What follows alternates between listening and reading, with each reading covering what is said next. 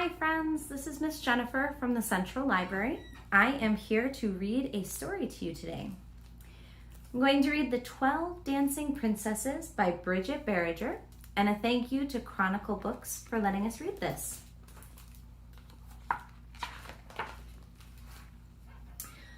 Once upon a time, in a kingdom far away, there were 12 princesses.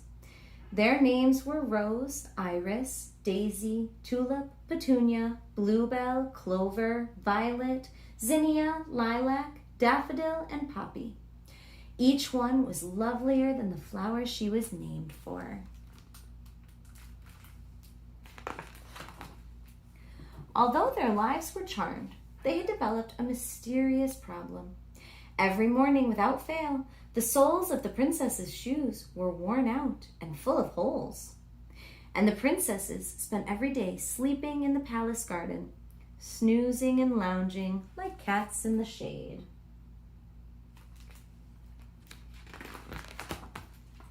The king had to hire a cobbler especially for the princesses. His name was Pip. He worked day and night to make shoes fit for royalty.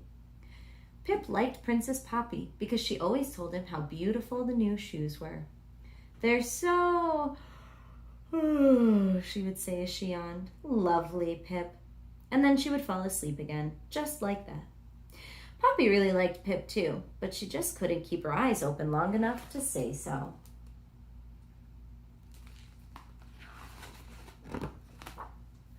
The king soon became quite concerned with the princess's strange, sleepy habits. "How can I expect my daughters to rule the kingdom after me when they spend their days napping?" he thought. So he made a proclamation. "Solve the mystery of the sleepy princesses, and you shall have any treasure your heart desires, no matter how great." Soon, all sorts of scientists, scholars, doctors, detectives, fortune tellers, and philosophers arrived to lend their expertise.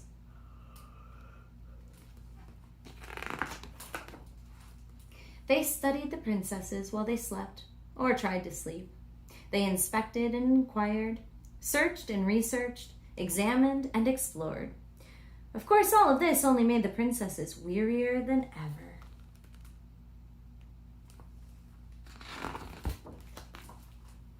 The experts tried and tried to explain the mystery of the sleepy princesses and the worn-out shoes, but they could not.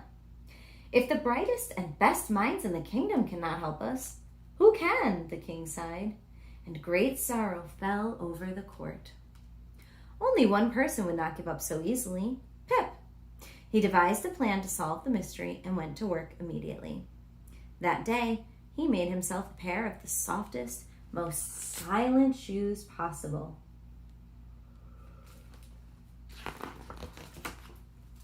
And that night, after everyone had gone to bed and the castle was dark and still, Pip snuck to the princess's room, put his ear to the door, and waited. Soon he heard a stirring, rustling, swishing sound, but not a single word, not even a whisper.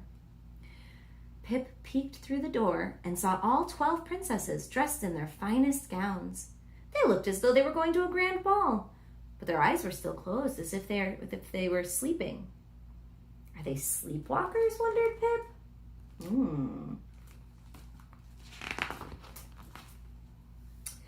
But just then, an extraordinary thing happened.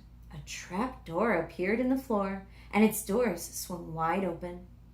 Inside were steep stairs leading down, down, down. The princesses descended one by one, still fast asleep. Pip crept along behind them, quieter than a mouse in his exceptional shoes.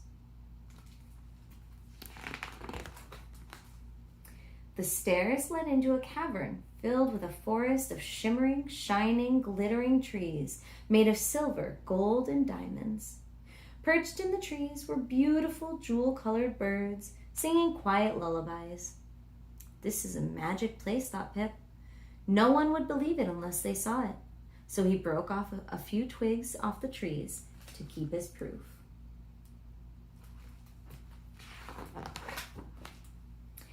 At the edge of the forest was a dark, dreamy lake with boats waiting on its shore.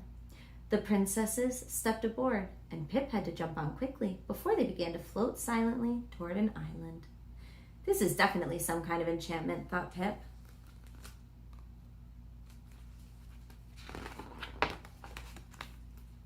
On the island was a ballroom with candles flickering and music playing. The princesses began to dance, twirling and turning, dipping and bowing, graceful as ballerinas. No wonder their shoes wear out every night, thought Pip.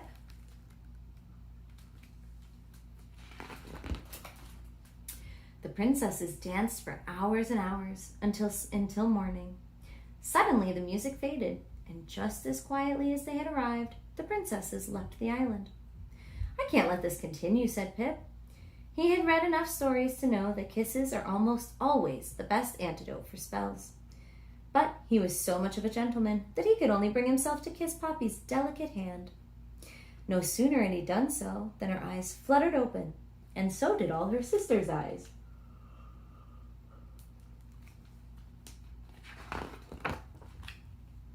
Before anyone could utter a word, the forest of silver and gold and diamonds began to crumble into vapor and dust. The princesses hurried up the stairs and into the room where the trapdoor slammed shut and disappeared in a whirl of smoke. What happened? Asked Rose, rubbing her eyes. Why are we all dressed up? yawned Zinnia. You were under a spell, your highnesses, explained Pip. You traveled to an underground land and danced all night. I followed you there and you broke the spell? Asked Poppy, who was quite happy to see Pip. Yes, I suppose I did, said Pip.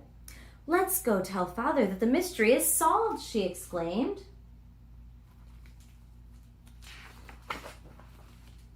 They rushed to the throne room to give the king the good news, and Pip told the whole story. Do you have proof that this underground land existed? Asked the king. Pip took the silver, gold, and diamond twigs from his pocket. They sparkled in the daylight. I knew there was still magic stirring in these walls, said the king.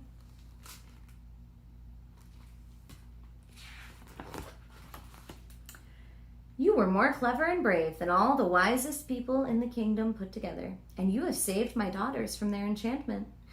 So what reward do you choose? 1,000 bags of gold, a chest of diamonds, a castle of your own? What is your heart's desire? Asked the king.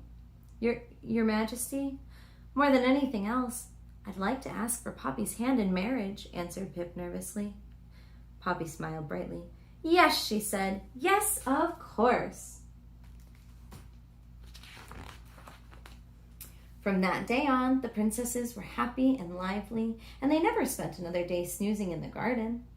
Pip and Poppy were married, and at their wedding, the princesses danced more beautifully and joyfully than they ever had before. And of course, they all lived happily ever after. The end. Well, thank you for joining me, friends. I hope you have a wonderful day. Bye.